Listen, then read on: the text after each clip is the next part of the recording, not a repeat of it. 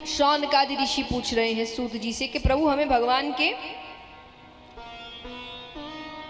अवतारों के बारे में कुछ बताइए। भगवान ने कुल कितने अवतार लिए? 24। भगवान ने कुल 24 अवतार लिए। 2 अवतारों के बारे में विस्तार में नहीं बताया गया, जो है हंसा अवतार और हैग्रीव अवतार। हंसा अवतार में भगवान ने ब्रह्मा जी को चतुर्श्लोकी भागवत का ज्ञान कराया। 4 श्लोकों में पूरी भागवत गई, ये हंसा अवतार। और हैग्रीव अवतार, हैग्रीव नामक एक दैत्य था, सरघोड़े का शरीर मनुष्य का। उसने ब्रह्मा जी की तपस्या करी, ब्रह्मा जी से वरदान मांगा, मुझे मुझ जैसा कोई हैग्रीव ही मार सके। उसको पता था उस जैसा और कोई नहीं है। ब्रह्मा जी ने कहा तथास्तु। अब वो अन्याय करने लगा तो उसको मारने के लिए भगवान को हैग्रीव अवतार ग्रहण करना पड़ा। तो भगवान ने सबसे पहला अवतार सनकादि ऋषियों के रूप में लिया। सनक, सनंदन, सनत कुमार, सनातन, ये जो ब्रह्मा जी के 4 कौन हुए? मानस पुत्र। तो सनकादि ऋषियों के रूप में भगवान ने अपना पहला अवतार लिया। दूसरा अवतार भगवान लेते हैं वराह अवतार, इसके भी आप दर्शन करेंगे। समुद्र तल से पृथ्वी को भगवान ऊपर लेकर आते हैं। तीसरा अवतार भगवान ने लिया नारद जी के रूप में। नारद जी भी भगवान का ही अवतार है। चौथा अवतार भगवान लेते हैं नर नारायण के रूप में। 5वां अवतार भगवान लेते हैं कपिल भगवान के रूप में। 6ठा अवतार भगवान लेते हैं दत्तात्रेय भगवान के रूप में। इसके बारे में थोड़ा सुनते, हर अवतार आगे दिनों में आएगा। तो ये बहुत ही प्यारा अवतार हुआ भगवान का। माता अनुसुईया के यहाँ तो प्रसंग आता है कि माता अनुसुईया एक पतिव्रता नारी थी। ये एक धर्म है, इसके कुछ नियम है। आप जितने कठोर रूप से नियमों का पालन करते हैं, आप उतनी पतिव्रता नारी कहलाते हैं। तो उनके सतीत्व का उस वक्त डंका बज रहा था। तो नारद जी ये बात तीनों देवियों के पास ले जाते हैं। 3 देवियां कौन हुई? 3 देव कौन है? ब्रह्मा, विष्णु, महेश। इनकी 3 देवियां ब्रह्माणी, लक्ष्मी माता, पार्वती माता। और जाकर माता अनुसुईया की बहुत प्रशंसा कर रहे हैं। तीनों ने कहा अच्छी बात है, पर हमसे भी ज्यादा। बोले अभी तो आपसे भी ज्यादा, भविष्य का नहीं पता। तीनों को बात अच्छी नहीं लगी। तो जब तीनों देव घर आते, उन्होंने कहा जाइए और माता अनुसुईया के सतीत्व को भंग कर आइए। अब समझाने को भगवान वहीं समझा सकते थे, पर कई बार बोलने से उतना असर नहीं होता जो करके दिखाने में होता है। तो भगवान को दिखाना है कि ये संभव नहीं है।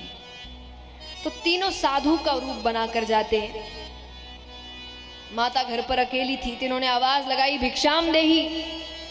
माता फल इत्यादि लेकर आती है। भगवान कहते ये नहीं चाहिए। बोले क्या चाहिए? बोले भोजन करेंगे, पर जैसे कहेंगे वैसे ही कराना पड़ेगा। अब उनको लगा कि इनको कोई मेवा मिष्ठान खाने की इच्छा होगी, तो उन्होंने कह दिया कि मैं वचन देती हूँ, आप जैसे कहेंगे मैं वैसे ही भोजन कराऊंगी। तीनों को अंदर लाए, आसन पर बैठाते हैं। माता ने कहा बताइए कैसे भोजन करना है। भगवान कहे जिस अवस्था में आप अपनी माता के गर्भ से निकली थी, हमें उसी अवस्था में भोजन कराइए। ये बात सुनकर तो उनको क्रोध आ गया।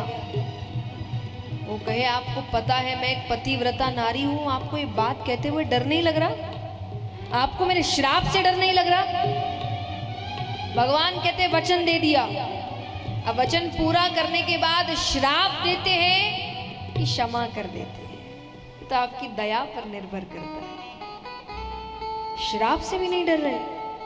तब माता को समझ आया ये साधारण साधु नहीं है, ये जरूर मेरी परीक्षा लेने आए हैं। माता ने कहा बैठिए, मैं तैयारी करती हूँ। वो जल लेकर आती है, हाथ में जल लेकर भगवान विष्णु का ध्यान कर रही है। उनको क्या पता वो सामने ही बैठे हैं।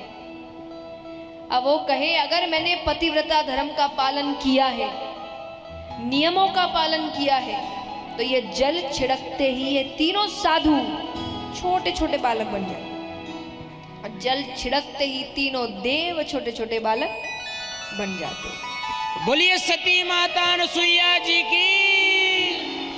अब बालकों का भोजन है दूध, जिस अवस्था में कहा था उसी अवस्था में तीनों को भोजन करवा देती है। अब तीनों बच्चे खेल रहे हैं घर पे।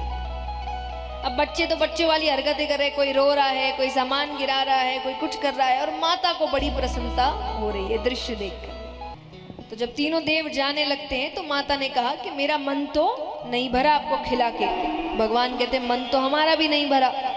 तो तीनों देवों के अंश से माता को 3 पुत्र हुए। तो ब्रह्मा जी के अंश से हुए, ठाकुर जी के अंश से उनका छठा अवतार दत्तात्रेय भगवान हुए। तो ये भगवान का छठा अवतार। 7वां अवतार भगवान स्वयंभू मनु सची के द्वारा मनु हुए। 8वां अवतार भगवान ऋषभदेव जी के रूप में लेते हैं। 9वां अवतार भगवान राजा पृथु के रूप में लेते हैं। 10वां अवतार भगवान मत्स्य अवतार लेते हैं।